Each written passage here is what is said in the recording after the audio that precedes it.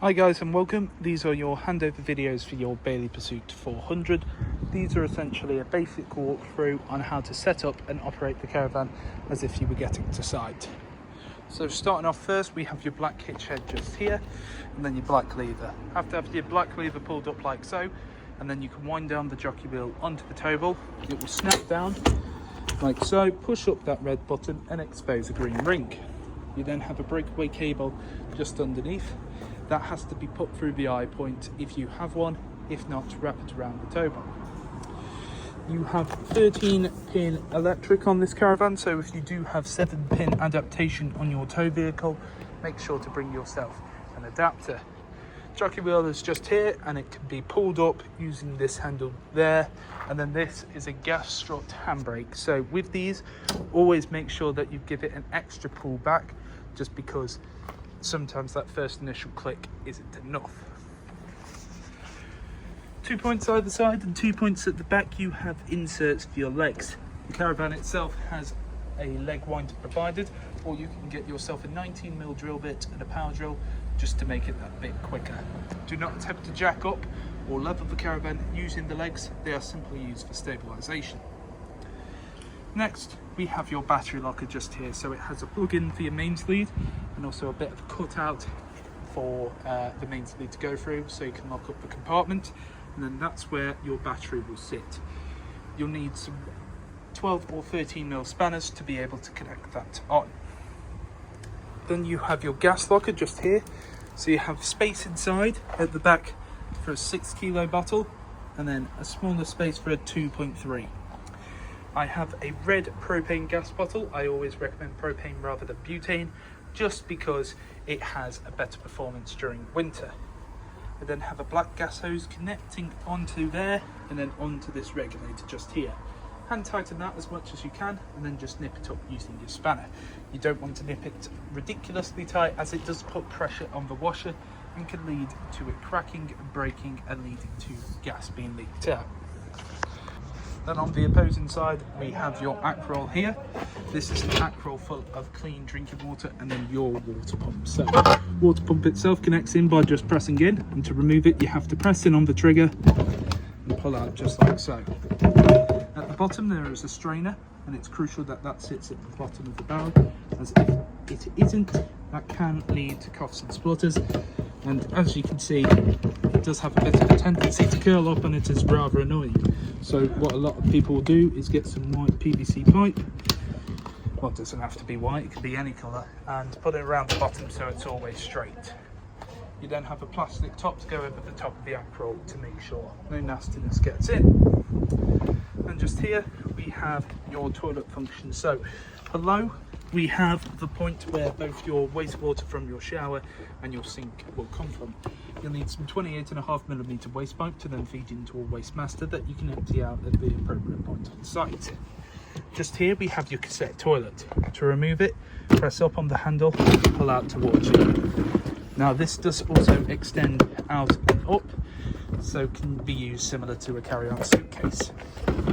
What you need to do is twist this head to the side, open up this cap just like so. You need to tilt, and at the same time as tilting, continually press in this vent button. Now what you can also do is open up this compartment, feed in some fresh water like I've done so, give it a bit of a shake, and again, tilt and vent. Then on this cap here, we have measurements both imperial and metric, and that's for your blue chemical.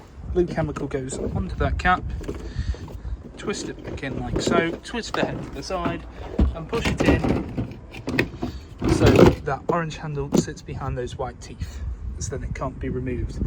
Then above we have your flush tank.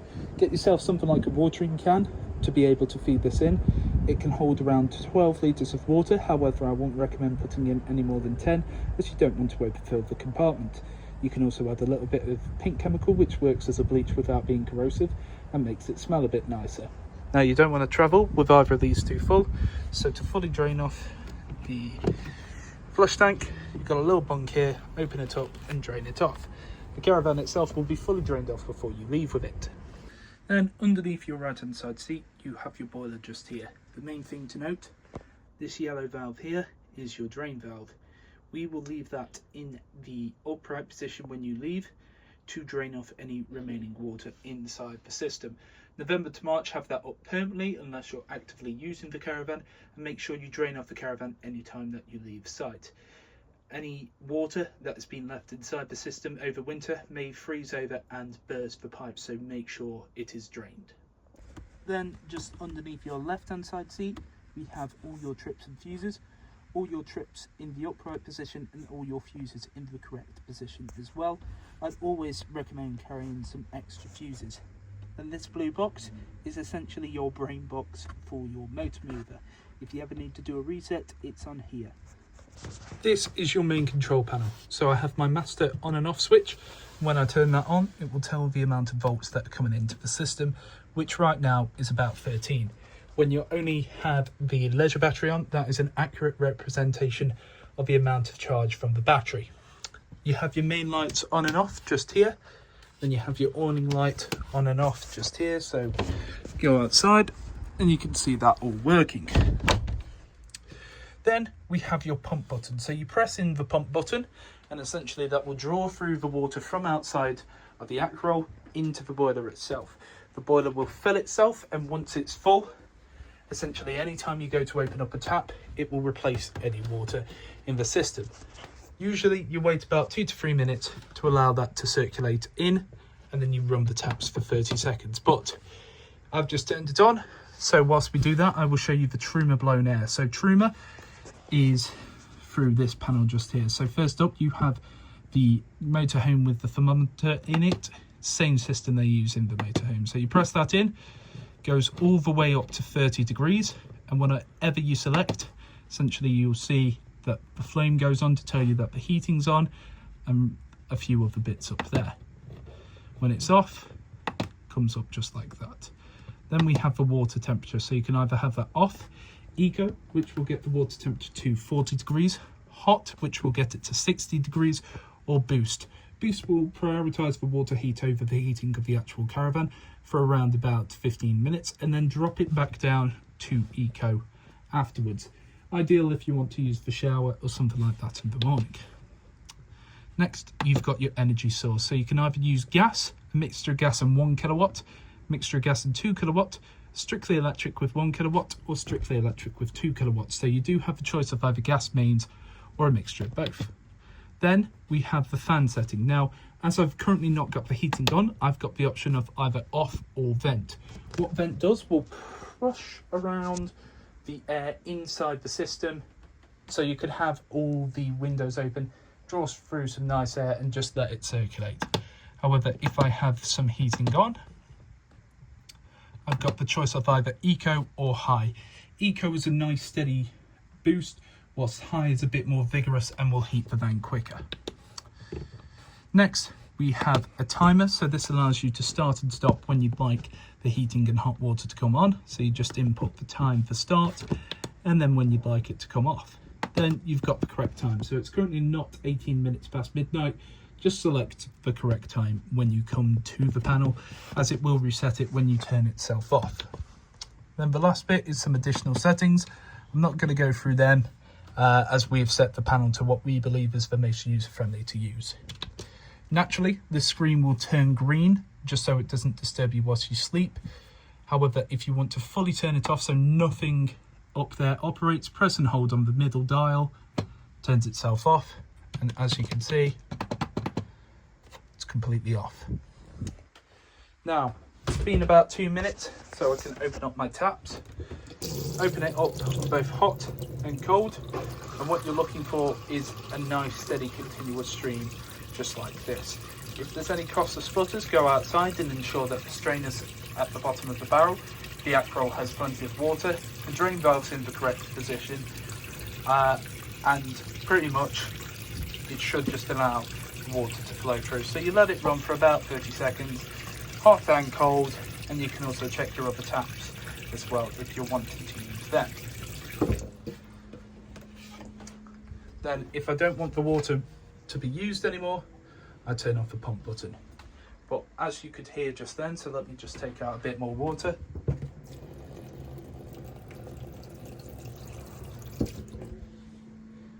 can hear it being drawn back through from outside. Then just here we have your hob grill and oven. Now all of this operates on gas. What you have to do, press in the dial, twist it to the side and press in the igniter. Now it may be a case that these will light and then go off when you first get plugged in. That's just the gas making its way through the system. So this is what it looks like when they're all lit. As you can see, all your burners nice and lit. Turn it off, back to the central position. Then it's the same concept for the grill and oven. You just switch it to whatever side that you need. So we'll just press this in, go over to oven first. You can see oven nice and lit, and go over to the other side, and the grill is nice and lit there as well. Only other real thing to note, you need to travel with this glass sheet down, but don't put it down until all the burners are cold to the touch. And you can travel with the gas hose on, but ensure that the gas bottle itself is off. And just here we have your fridge operation. So on this dial, this allows you to choose the source. So you've either got off at the central, mains electric, 13-pin electric, so when you're plugged into your car, or gas. Then on the side, you have your temperature dial. So the thicker the bar, the more power coming into the van, the quicker it's going to chill it. So this is applicable for all of these just here. When the fridge is on, there'll be a blue light as well.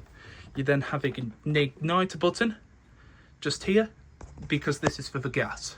Now, if you want this running on gas, first check through and make sure all your hob grill and oven is working. Then come over to this, and what you have to do is press in on this dial, press in on that dial, and essentially that red bar will go over into the green. It's not an instant process. It does take around 30 seconds to do so, and you do have to press in relatively hard. So this is what it looks like when it's over in the green. So as you can see here, it is in the actual green position.